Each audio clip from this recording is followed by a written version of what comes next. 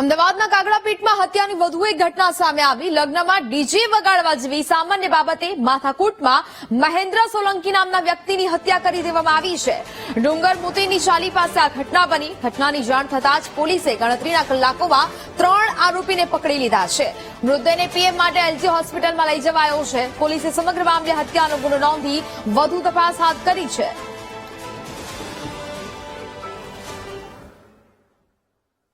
પ્રાથમિક દ્રષ્ટિએ લગ્ન પ્રસંગે નાચવા બાબતે ઝઘડો થયેલો હોવાનું પ્રાથમિક તારણમાં નીકળે છે। આરોપી કોણ હતા? આરોપીના પૂરા નામ હજી આવેલા નથી અને લાશને પીએમ માટે ખસેડેલી છે।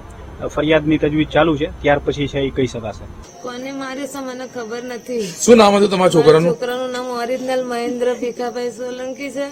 કેટલા વર્ષની ઉંમર હતી? એની 20 વર્ષની ઉંમર છે। અને શા કારણ માર્યો? હવે એ તો હું નથી જાણતી ને સાહેબ। એમના અંદર જે એના ભાઈબંધો હોય કોઈ એને તમે કોઈ જોયું હોય એને પકડો ને સાહેબ। એ રોડ ઉપર શું બન્યું અમે અહીંયા હોય। કોઈની જોડે દુશ્મનાટ હતી જૂની દુશ્મનાવટમાં તો 3-2 મહિના પહેલા બી કોઈ એના માથામાં ઘા માર્યો તો એ કેસ પડેલો જ છે આગળ। મારા છોકરાને કોણે મારે મને ખબર નથી। હું ગામડેથી આવી, હજુ ઘરે પગ મૂક્યો ને મારા ચેતનનો ફોન આવ્યો, મમ્મી માસી તારા છોકરાને દવાખાને લઈ ગયા। સંવાદદાતા અનિતા ફોનલાઈન પર જોડાયા છે। અનિતા, અમદાવાદના કાગડાપીઠમાં હત્યાની વધુ એક ઘટના સામે આવી, શું મામલો?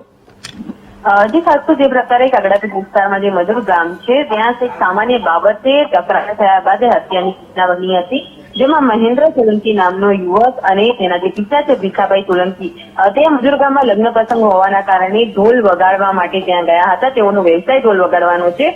આ દરમિયાન ઢોલ વગાડતા લગ્ન પ્રસંગમાં નાચવા માટે આવેલા ભરત જે રાઠોડ અને તેના જે મિત્રો છે અમિત સિંધવ, જયેશ રાઠોડ અને જિગ્નેશ સિંધવ, તેઓને ઢોલ વગાડતા દરમિયાન હાથ અડી જતા તેઓ વચ્ચે તકરાર થઈ હતી અને તકરાર એટલી ઉગ્ર બની હતી કે આરોપીઓ દ્વારા છરીના ઘા ઝીકીને મહેન્દ્ર સોલંકીની હત્યા કરી દીધી હતી। સાવ નજીવી બાબતે થયેલી આ હત્યા મામલે પોલીસે ઘટના સ્થળે પહોંચીને ચુસ્ત બંદોબસ્ત ગોઠવ્યો હતો અને પરિસ્થિતિને કાબૂમાં લીધી હતી। હાલ તો પોલીસ દ્વારા 3 આરોપીઓની ધરપકડ કરવામાં આવી છે અને હત્યા પાછળ ફક્ત હાથ અડી જવાના કારણે જ જવાબદાર છે કે કોઈ અન્ય અદાવત છે તે મામલે વધુ પૂછપરછ હાથ ધરાઈ છે। બિલકુલ અનિતા, જાણકારી બદલ આભાર।